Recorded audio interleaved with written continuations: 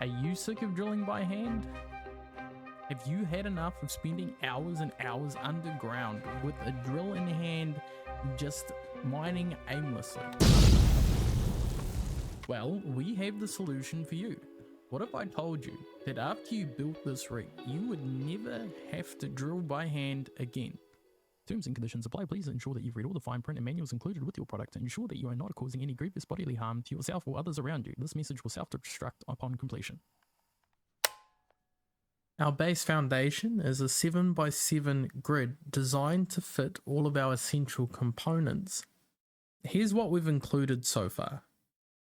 In our base, we have 13 batteries, 9 timer blocks, 4 event controllers, 1 custom turret controller, and 1 programmable block.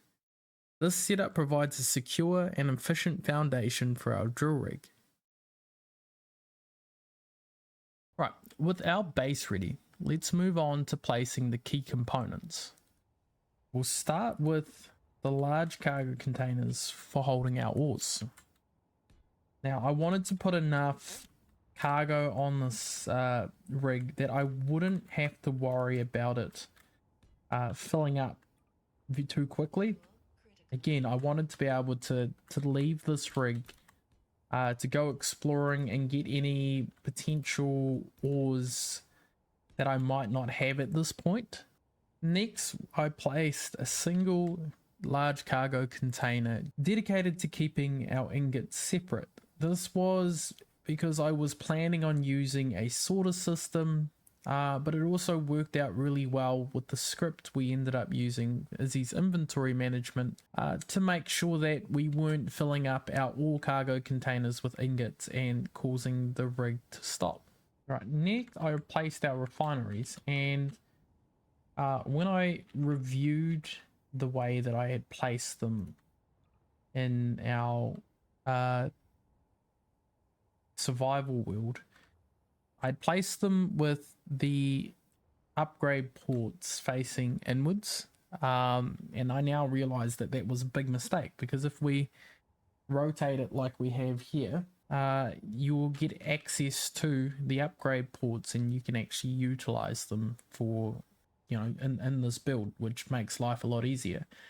The next thing that this makes really easy is how to connect on to into the conveyor system. So yeah, I'd highly recommend putting them this way, and I'll just mirror this on the other side.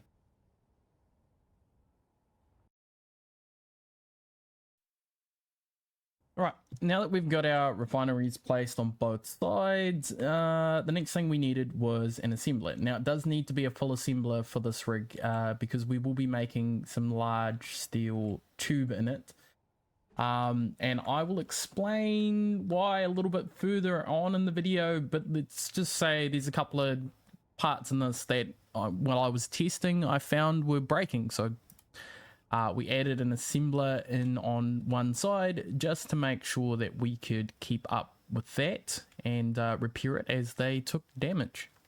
Now, it was at this point that I started preparing for the actual drill rig part of this. Like, we've got all of our core components for storing our ores, storing our ingots, processing ore into ingots, and then processing ingots into components. Next, to continue this, at this point, you could start filling in the gaps. That is everything you need. So you could fill in the gaps and start making yourself a nice little platform. But I'm going to leave it in its kind of raw form and continue building up. From here, we went up another 5 conveyors, 1, 2, 3, 4, 5, and that just allowed me room for expansion if I ever needed it, to add more cargo containers, another refinery. It was space. But also what it did was it gave us some clearance for our drill head and for our pistons, and that was also really useful. The next part was making sure I had an advanced rotor on top of that, and that advanced rotor's job is to control the is to do the spinning of the drill head. Next was an advanced rotor on top of that. And its whole job, this is the counter spin rotor, its whole job is to, whatever speed we set our drill head to, we set this one to the same speed at negative. So if we go, say, 3 rotations per minute on our drill head, our counter spin rotor will be set to negative 3 rotations per minute. And the reason being, I wanted this thing to have its own power generation. And when I was doing my testing, I tried to put wind turbines on it because that's how I normally power my bases. But the issue became that wind turbines do not power off subgrid. So had to go ahead and put this in the middle. And then on top of that, I built a solar tower. But before we go any further, we need to make sure we name those 2 rotors. Because if we don't, as soon as we add rotor number 3, it will become a nightmare. So we'll do that naming first. So our first rotor, which should be the white one when you access any of the blocks on the main grid, is going to be rotor drill. Oh, I've got caps on. And the next one is just going to be renamed rotor counter spin. That's what made sense to me. Name it whatever makes sense to you. Right. Now we can head up and we can go 1, 2, 3, 4, 5. This one is just however much clearance you want to have between your solar panels and the rest of your drill rig. I think I went 10, 7, 8, 9, 10 just to give me some space. Then I added the 3rd rotor on top. Now from here, like this part here is optional what you build it out of. I built mine using conveyor junctions again to give me some space for increasing the, adding stuff on if I needed it. But also because I wanted to put turrets on the top, because in our survival series I have meteors turned on. I wanted this thing to defend itself while I'm not there. That was the pure reason for using conveyors, but you can build this part out of whatever you want to. And then on top of that,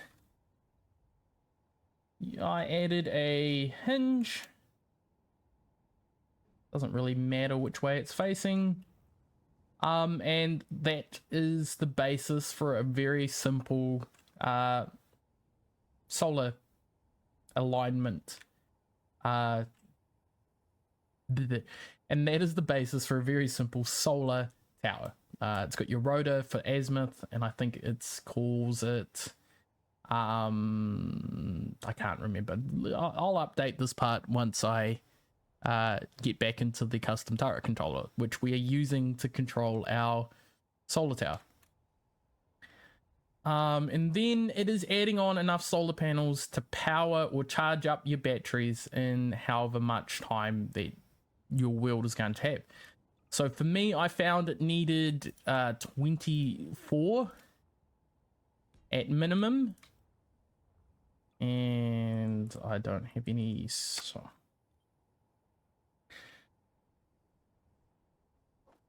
now for this one, because it is going on the workshop and I don't want you to have to go out and buy any of the DLCs to be able to use it,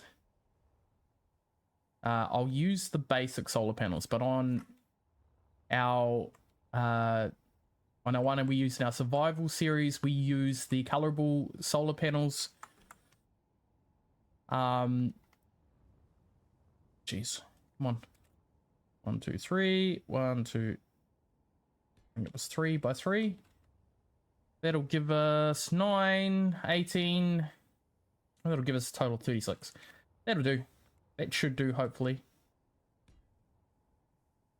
And again, I run my conveyors out to the end because that's where I wanted my turrets to be placed.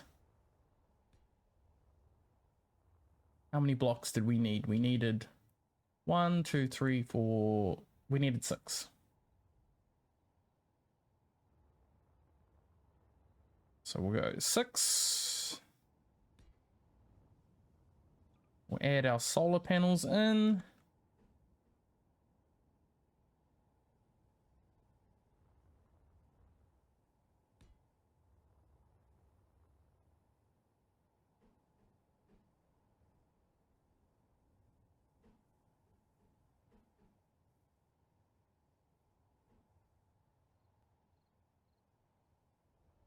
Why do you have to be a pain? There we go.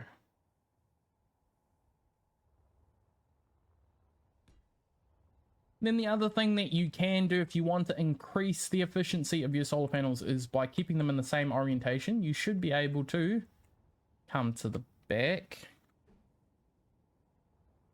And we may need to add another block. Yeah. What you can do is you can come on the back. You can increase the thickness here. And you can stack solar panels. I didn't do this in the survival series, but it makes sense that to get the most out of this,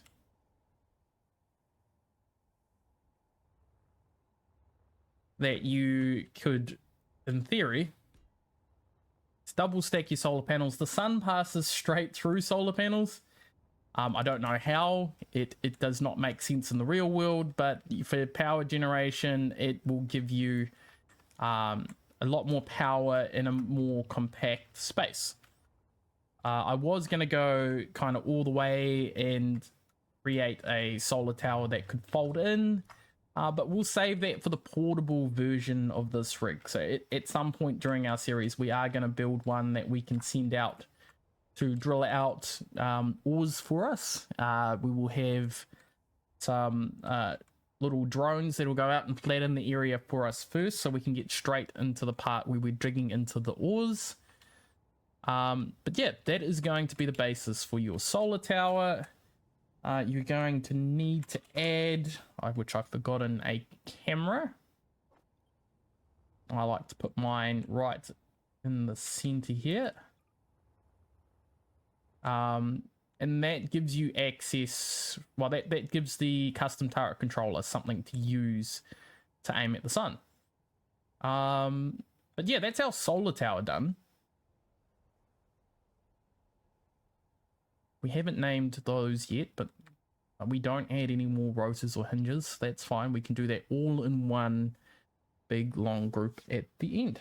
Right, so if you've been following along as we've been building this build, you should have something that looks a little like this. It looks a bit like an ugly duckling, but I promise you it can be made to look nicer if you want it to. But for me, it was more about the functionality of everything. At this point, it was the time to start adding in pistons for the actual drill head. So we come back down to where rotor number 1 is, and from there we want to add 4 pistons.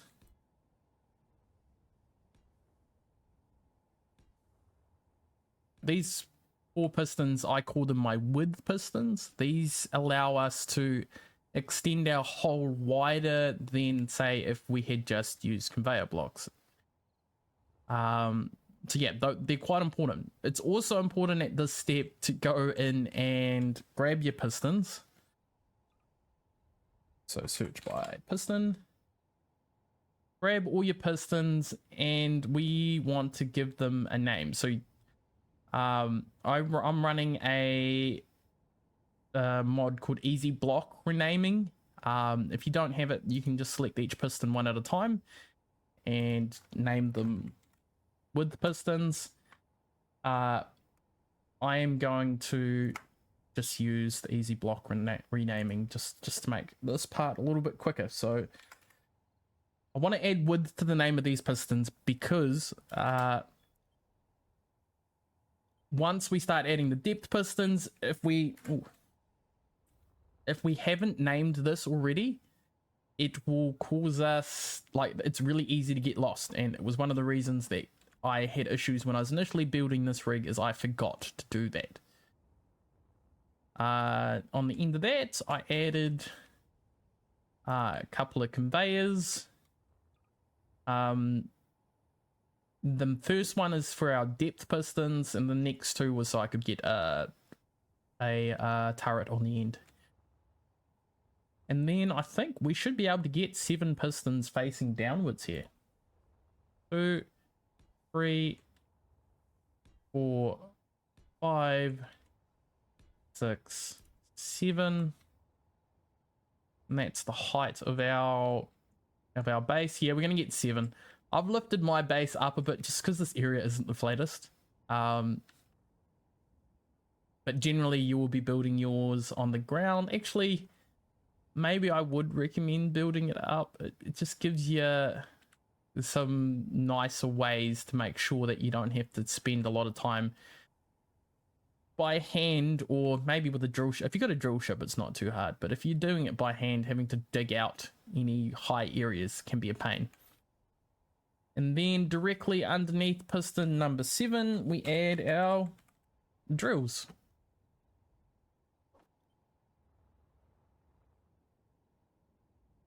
So, and to figure out exactly how many drills I could take, I added them in towards the base first. And I think I found I could get 4 before I started actually scraping on the base itself, which means that I could then go 4 outwards.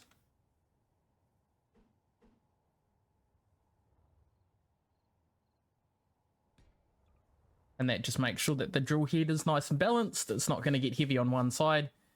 You will notice that it's starting to swing a little bit. And that is because we haven't turned on inertia tensor yet. But we'll get to that part very soon. Now this is the point where I can explain why we needed the assembler. So while I was testing this rig, our piston head here and our drill rotor head, every time that this rig kind of hit a bump down the bottom and it bounced, they took damage, and after hitting a few bumps, they would be so damaged that they wouldn't allow cargo to pass through.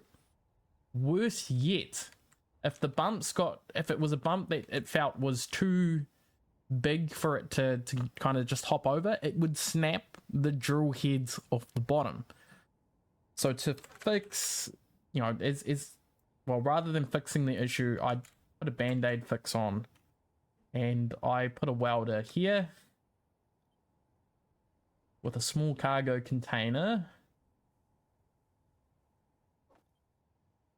for its components right behind it. And then we also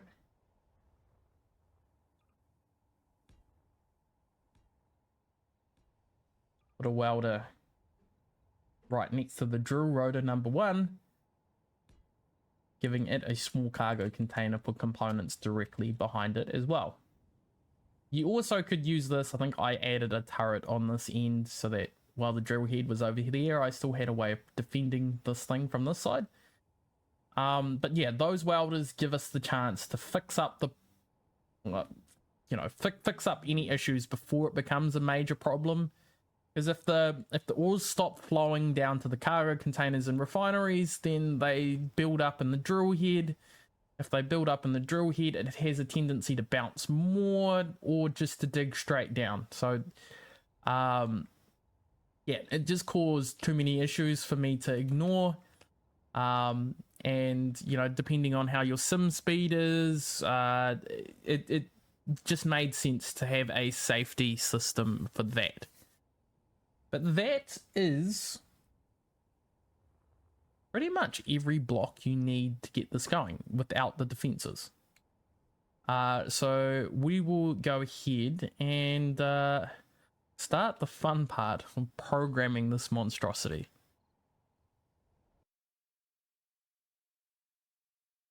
Right, so first things first, we are going to want to name the cargo container for ingots, because we've got 7 large cargo containers. They're all labeled large cargo container. And well, maybe you could use numbers. Sometimes the numbers doesn't always make it easy to find out. What I tend to like to do is to go straight to the cargo container that I want to name. And for me, I prefix, instead of leaving the name large cargo container, I change it to LCC, large cargo container, just an acronym. I think it's an acronym. Correct me if I'm wrong, editor. And I add dash ingots. So regardless of whether I'm using a script, I always like to name my cargo containers either what I would like to store in them or where they are placed. With this one, it's more important for me to know what I would like to put in them over where they are placed on this rig. If it was on like a rover, I would say, you know, front left, front right, front middle left, front middle right, front middle center. You know, I would label where they are so I know when I was filling them up, if I needed to try and keep the ship balanced or the rover balanced, I could do that by ensuring that I filled up, say, the center cargo container first, like dead center of the ship. That way it would make sure that my center of mass wasn't drastically being changed. Right. Now that we've labeled large cargo container ingots, it doesn't really matter where we access from. So just so that we don't have to deal with the sound of the jetpack, we'll come down. So it's at this point that if you would like to, you know, when I'm labeling my stuff, I like to prefix every block with a, you know, a base name or a grid name, so that if I connect anything else to it, I'm not going to be confused with, okay, which connector belongs to which grid, or which batteries belong to which grid, which drills belong to which grid. So at this point, I would prefix everything, and this is why I have the easy block renamer.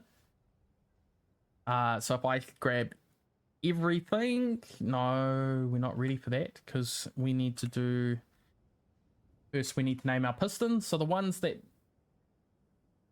our pistons that we haven't named yet are all depth pistons. So go ahead and change the names of those to depth space piston, and I'm gonna prefix my name just so that that's all done.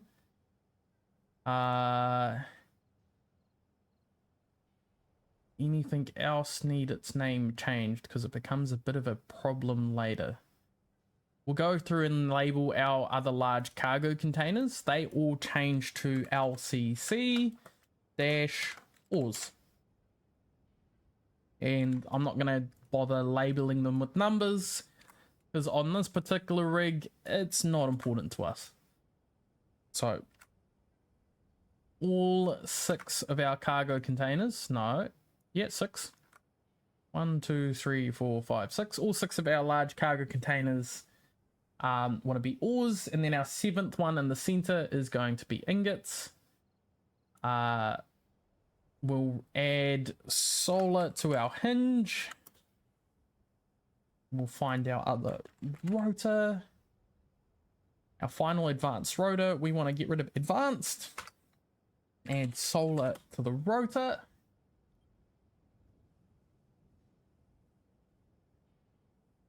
Camera, same thing, we'll add solar to its name.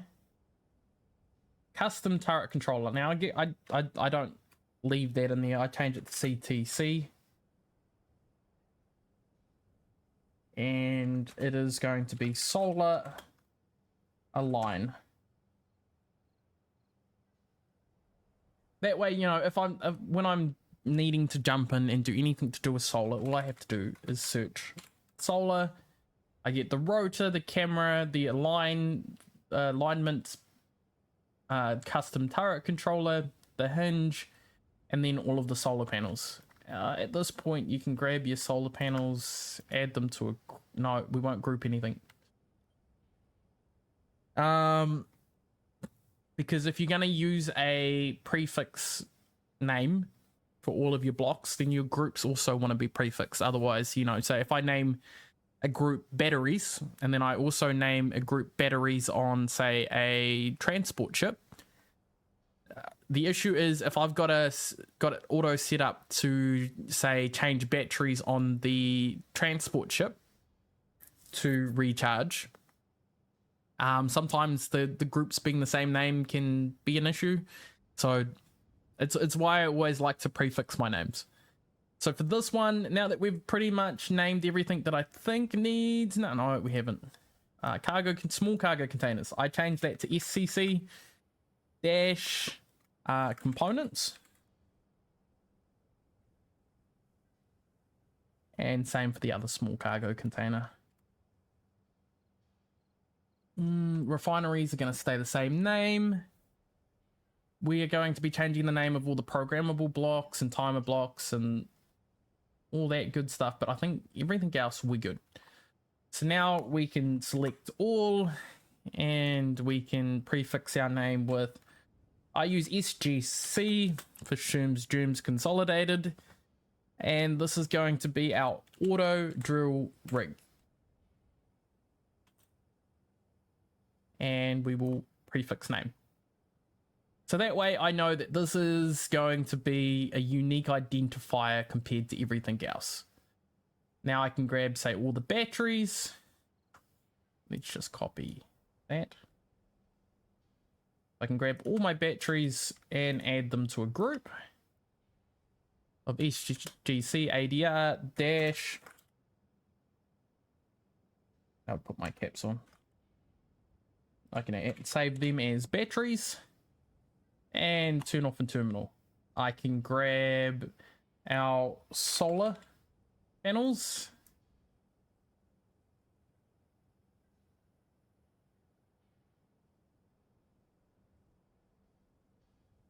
Add those to a group and turn off in terminal. I don't need to be seeing those. Same with our drills. We'll grab all of our drills. Put them in a group SGC space ADR dash drills. Save, and we don't need to be seeing those in the terminal anymore. This way you can go through and quickly tidy up your terminal without too much. It just means there's not so much going on in here, because it's a very very busy place at the moment. Same with our pistons. We can select all our depth pistons. This is why we've named them before before this point. So we can grab all our depth pistons and we can make a new group called depth pistons. Save. We don't need to see those in the terminal at the moment. We can find our width pistons. We can grab those and make a new group with pistons. Save. We don't need to see those in the terminal anymore. What else is there that we don't need to be seeing? Our cargo containers. So our ores cargo containers, I like to group those together.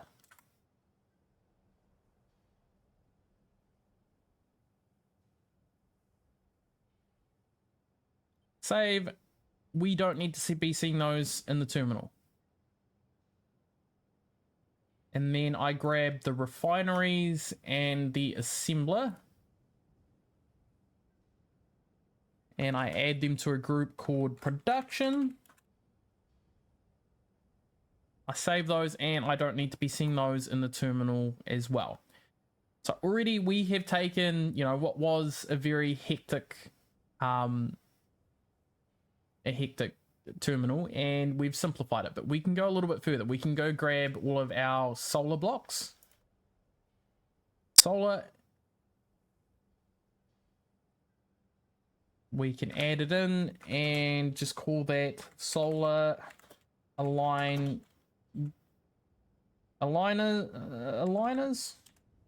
Yeah, we'll go solar aligners. No, we'll give it capitals because it'll annoy my OCD. Save. We can turn those off in the terminal. That'll remove a whole bunch more blocks. So that included the solar rotor. For the other two rotors, we want to add those to a group. So for the rotor drill and rotor counter spin, we want to make a group called, I know it's really complicated, rotors. We're going to leave those two on because we still need to program those.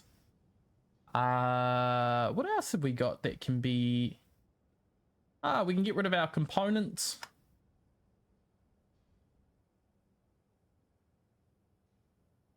SCC, components. And we don't need to see those in our terminal. Welders, we can get rid of those. And we'll go really complicated welders. We don't need to be seeing those in our terminal. No energy. And that pretty much simplifies everything that we've got down to, we've got our groups where we can go and find what we want specifically. And then we have left our 4 event controllers and our 9 timer blocks, as well as our rotor for counter spin and our rotor for the spinning the drill head. These are the main ones that we need to go through and label and program properly.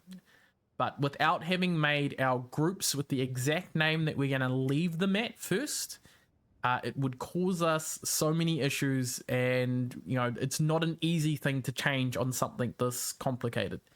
You can change it, it's just going to take you some time. So if you haven't already prefixed your group names and you want to prefix it later, say for our pistons, for example, our depth pistons, if we hadn't prefixed it with our SGC ADR now and we just called it depth pistons, and we decided later on that we wanted to prefix all our group names, every time you make a new, so if I wanted to make a change to the rotors group, if I take out the prefix and hit save, it doesn't overwrite the group you've got. It creates a new group, which then means if I were to delete this group and I had used it in our timer blocks, I would then have to go through every timer block that had the rotors group and replace it with the new group we've created. It just becomes like a big kind of issue.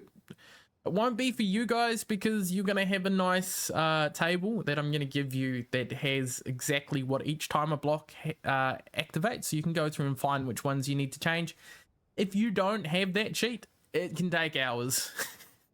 And you can almost guarantee, well, for me personally, I can guarantee I will break it so many times before I actually get that right. So yeah, I prefer to prefix my names of everything and my groups before I start programming, if that makes sense. All right, so it's at this point that we're going to go through and actually get into the part that puts most people off building these kind of rigs, programming the timer blocks. Now, again, I like to shorten down the name of timer blocks to TB. And then I start at 00.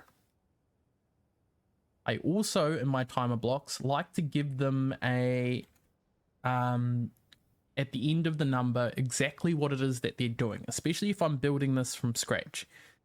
It gives me some clear places to come back and check on and make sure that I have got it right, or tells me what each one's going to be doing. For example, timer block number 0,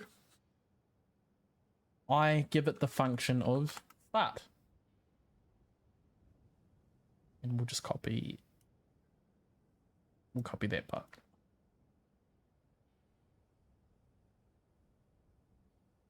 Timer block number 1, I give it the function of pause. Number 2, sorry, I give the function of reset.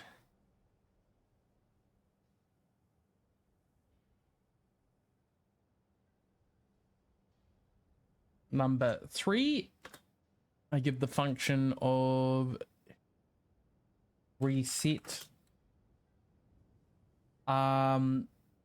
second. So this is the step 2 of reset. So like for some of the functions that we do, I want it to do something first, and then I want it to do something after a delay. So I add a second step for that. For our next one is timer block number 4. And I give that the function of uneven ground. And what this one does, it just turns the depth pistons off for a period of time so that if the ground is bumpy, rather than continuing to try and push down into it, it will spend like 3 or 4 rotations just at the same height to flatten everything out before it continues down. This is a manual function for if you're standing there and watching it. With this particular setup, you shouldn't need it, but I've left it there just in case. Our next one, number 5, is uneven ground second.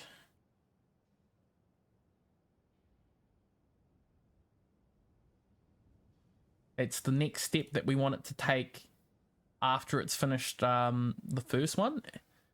For our next timer block number 6, I call that has the function of when we reach that has the function for what to do when we reach max depth with our depth pistons. Our next timer block number 7,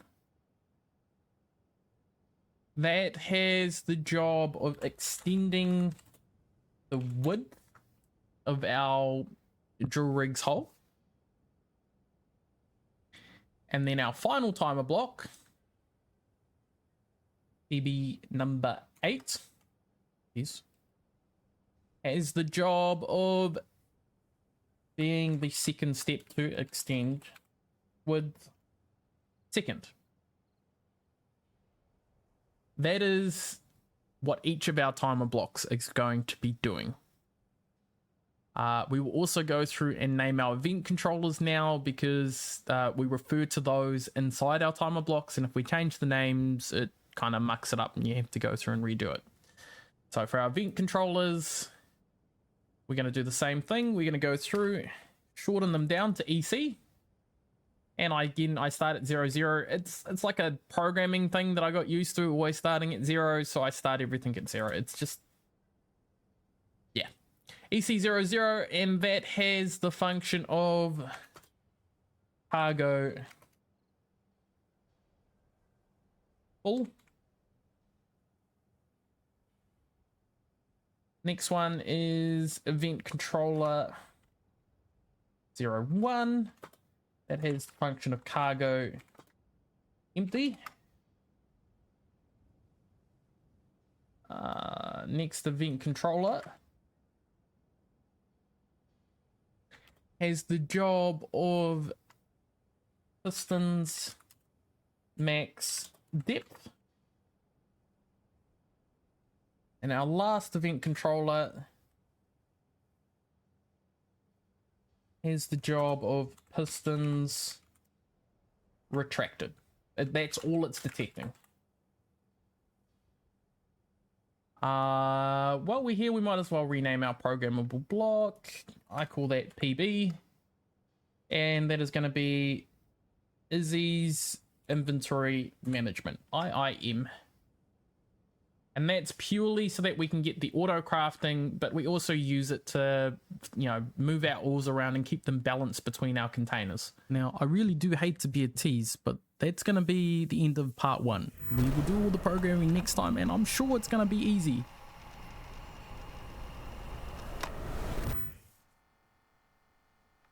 Have you had enough of spending hours upon hours underhand?